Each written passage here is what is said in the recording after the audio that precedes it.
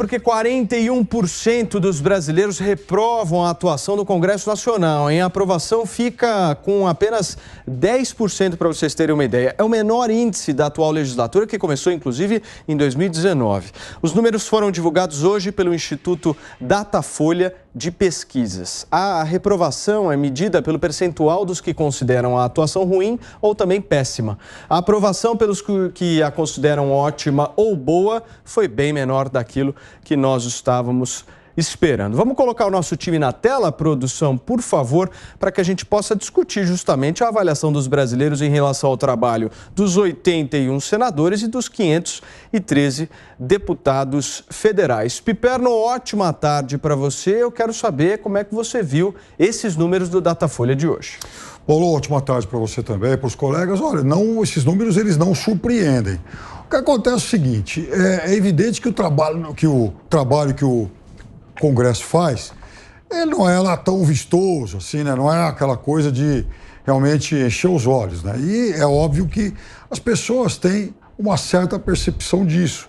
Então, a maior parte do público, ela não tem uma exata percepção a respeito da produtividade do Congresso, né? Se esse Congresso aprovou projetos bons ou projetos ruins, projetos que vão encaminhar, vão aproximar o país do futuro ou não vão, se realmente esses projetos eles vão beneficiar, por exemplo, o maior dinamismo da economia ou, quem sabe, dar algum tipo de assistencialismo para as populações mais fragilizadas. Ou seja, isso tudo as pessoas acompanham de uma forma mais periférica. O que está todo dia na internet, nos jornais, na TV, e aí é óbvio que isso macula ainda mais a imagem que o Congresso tem, é sobretudo a questão de que aqui no Brasil o Congresso vive quase que, enfim, trabalha quase que de forma anababesca, né? Então, o eleitor comum, as pessoas sabem que, enfim, eles ganham muito, eles têm dezenas e dezenas de assessores. Quem é líder de alguma coisa, líder de bancada, líder de governo, líder da oposição, líder sei lá do quê, tem mais a possibilidade de nomear mais um monte de funcionários. Essa máquina custa muito caro. Sabem também dessa história, não com riqueza de detalhes, é verdade, mas está todo dia também, enfim, na mídia, a história de orçamento secreto, emendas parlamentares, e as pessoas identificam isso como também uma vantagem ilícita, mesmo não sendo. Então, você junta tudo isso e, num ambiente de crise econômica, é claro que a percepção vai ser muito ruim. E isso certamente vai colocar em xeque a reeleição de muita gente. Constantino, ótima tarde para você. Esse é um ponto importante da gente trazer para discussão aqui no nosso programa, porque o debate fica muito sempre centrado no executivo, né? Então a gente discute a questão presidencial, a gente fala de governadores, fala de prefeitos, mas o Brasil tem um desafio pela frente, que é fazer um Congresso que seja patriota, que leve o Brasil em consideração, que não coloque os seus interesses em primeiro lugar, e sim o interesse da nação. Como é que a gente faz isso, Constantino? Boa tarde, Paulo e todos os colegas. Exatamente o primeiro ponto que eu tinha destacado para comentar sobre essa pauta, a crise de representatividade. Eu acho que essa pesquisa, e claro, piorou, mas sempre foi muito baixa a aprovação, né? Então eu acho que isso mostra que existe uma crise de representatividade. Seja pelos fatores que o Piperno apontou, muitos nem sabem direito o que está sendo feito ali, mas identificam privilégios, né? Seja porque esse Congresso aí eleito, né, com uma renovação grande, despertou algum tipo de expectativa mais reformista e acabou entregando pouco, né? Ficou aquém das expectativas, em parte até boicotou a agenda reformista do governo, né, do executivo. E todo mundo percebe, no fundo, que eles estão ali para defender os seus interesses próprios. Essas notícias sobre fundão eleitoral, sobre tudo isso, não ajuda, né? Porque fica aquela sensação de que não são os interesses da nação que são colocados em prioridade ali. E, de fato, não é. Não é isso que acontece, né? Então, eu acho que a primeira grande lição a tirar daqui é tirar um pouco a visão romântica, ingênua da política. Né? São as falhas de governo. Muitos falam sobre falhas de mercado, o mercado é imperfeito, e esquecem que estão delegando poder para tentar consertar essas supostas falhas na mão desses políticos, que estão ali com suas dezenas de assessores e defendendo seus interesses. E medindo produtividade, como a mídia volta e meia faz, pela quantidade de projetos de lei propostos.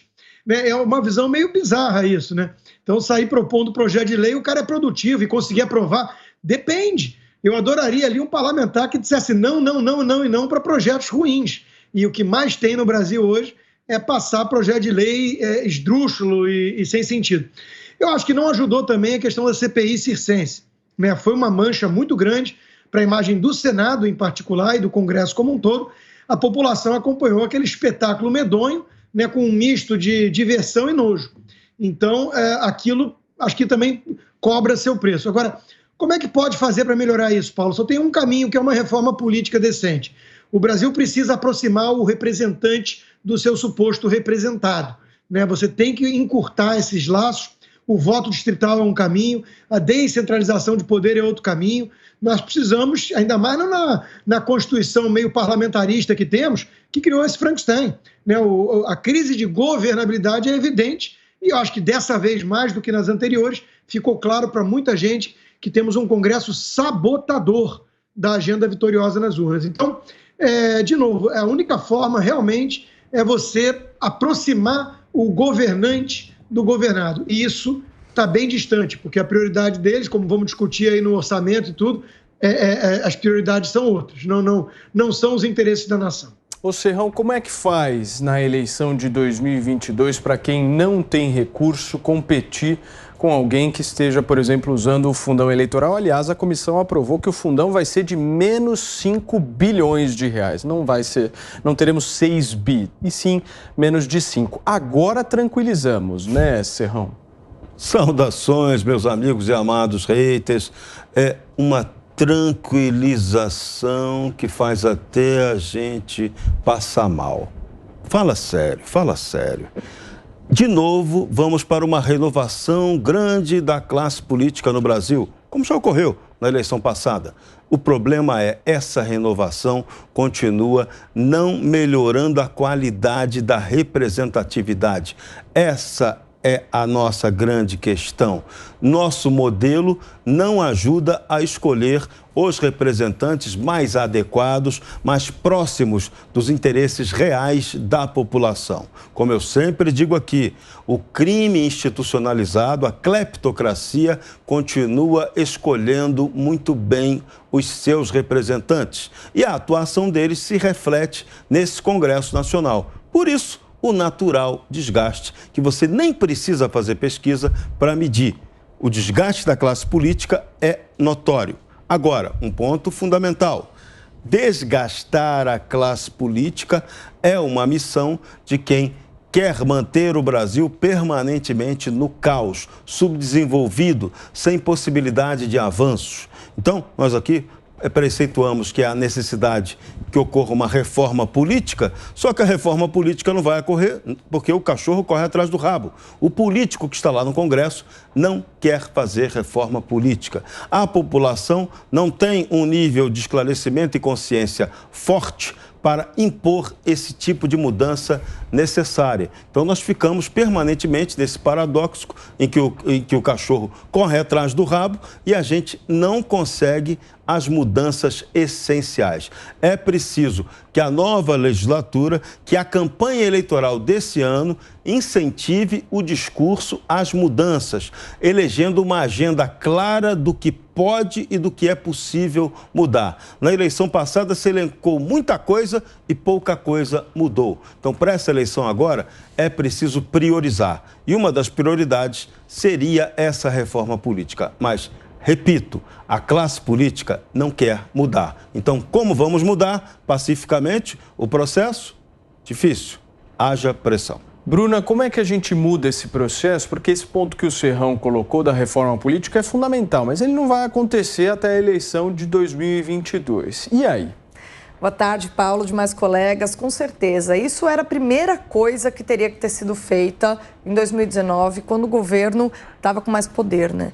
Um dos problemas do governo Bolsonaro foi não ter, talvez, começado pelo mais importante. Havia uma preocupação imensa com aprovar a reforma da Previdência, porque, de fato, é algo que ninguém estava conseguindo fazer, era algo que algum governo precisava fazer, e aí eles assumiram aquela grande missão. Mas a reforma política era a segunda grande missão.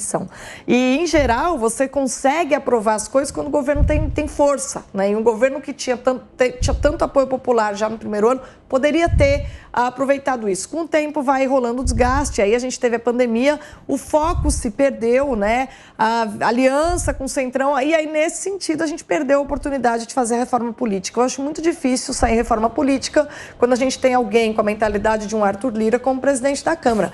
Tanto que ele está passando reformas que são do interesse do Centrão também. Algumas coisas boas se passa, claro, o governo está fazendo coisas boas, mas aquilo que se refere a reformas estruturais, não tenho dúvida nenhuma de que não vai passar. E sem a gente fazer uma reforma política, é inviável a renovação. E por que a gente tem crise de representatividade? É claro que tem. O povo não sabe em quem vota. Você vai lá, dá o voto para um. Com esse sistema de votação proporcional, com os puxadores de votos, e com esse sistema de que os caras que já estão no poder têm um fundo partidário enorme, não tem como você ter alguém que não está na política, não consegue competir com quem está. Então, a tal da renovação, a que o Constantino se referiu, ela é sempre ilusória. Ou Serrão, você tem uma renovação que ela é ilusória, porque quem tem dinheiro, a gente tem um ambiente no Brasil que ainda tem muita compra de votos, então quem tiver mais grana para eleição vai conseguir colocar, se não as mesmas pessoas com o mesmo perfil.